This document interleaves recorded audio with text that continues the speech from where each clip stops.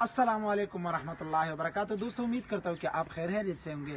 दोस्तों, आज मैं अपने गाँव आया हूँ और गाँव में हम आपको आज दिखाएंगे कि मेरे अब्बू का फार्म जो है वो किस तरह है। आपको पता है कि मैं अपने फार्म पे हूँ, अब्बू का भी शौक है, वो भी मक्खियाँ पालते। अगर मैं बाहर ले जाता हूँ तो ये अपने लिए लाजमी कुछ ना कुछ इधर छोड़ लेते हैं। जैसे मैं वो लेके जाता था तो उस टाइम 3 बाक्स इधर छोड़े थे, तो फिर वो कम थी 3 बाक्स, तो इसलिए अब्बू ने और बक्सी ली थी, लेकिन उस टाइम से मैं आया नहीं था तो मैंने चेक नहीं किया। आपको आज विज़िट करवाएंगे कि अब्बू के फार्म का जो मक्खिया है वो किस तरह बाक्स लिए, और आपको दिखाते हैं कि आए चलते हैं कि किस तरह मक्खिया है माशाल्लाह अब्बू का।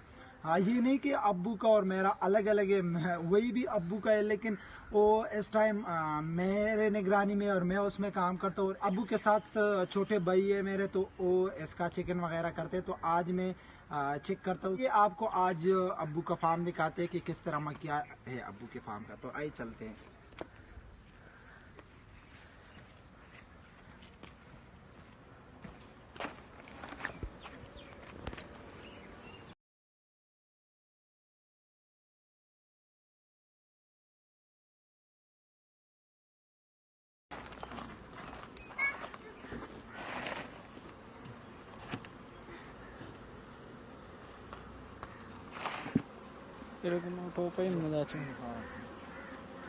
माशाल्लाह, ये आप देख सकते हैं कि अब्बू का मक्खिया जो है वो भी बहुत अच्छा है, स्ट्रांग है। लेकिन मैं आपको इधर बता दूं कि हमारे गांव में इतना फूलन वगैरह नहीं आते और इधर का मौसम बहुत ठंडा होता है, इसलिए हम बाहर पंजाब के साइड पे जाते।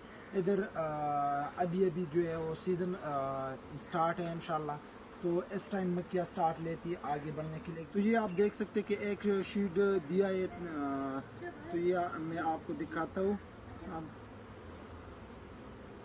माशाल्लाह, ये आप देख सकते हैं कि लास्ट में भी ब्रूड है। ये माशाल्लाह खुराक भी अच्छा है, ब्रूड भी अच्छा है और मक्खियों की तादाद भी अच्छा है।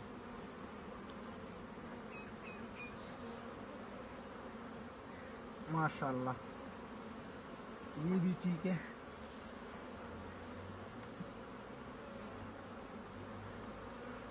माशाल्लाह, ये शीट पे भी काम किया है और शीट मुकम्मल किया है और साथ में अंडा भी डाला है, लेकिन दूसरा शीट अभी नहीं दिया है, क्योंकि ये जब लार्वा बन जाए और पता चल जाए कि अब भी माशाल्लाह आप देख सकते थे कि इधर भी थोड़े थोड़े टोटी किए थे, ये इस साइड पे भी किए थे, लेकिन अभी तक ये प्रेम नहीं देते है, क्योंकि जब मक्खिया की तादाद बहुत ज़्यादा हो जाए और अच्छा हो जाए तो फिर ये देते हैं। माशाल्लाह, ये भी बिल्कुल लार्वा है मुकम्मल, बस अब बंद होने को है।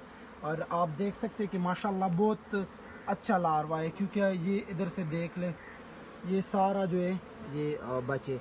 तो ये मक्खिया बिल्कुल इकट्ठे इसने रख के। वीडियो में यही कहता हूँ कि आप भी हर बास का जो मक्खिया है वो बिल्कुल क्लोज रख के तो अच्छा होता है। क्लोज रखने में बहुत से फ़ायदे होते हैं।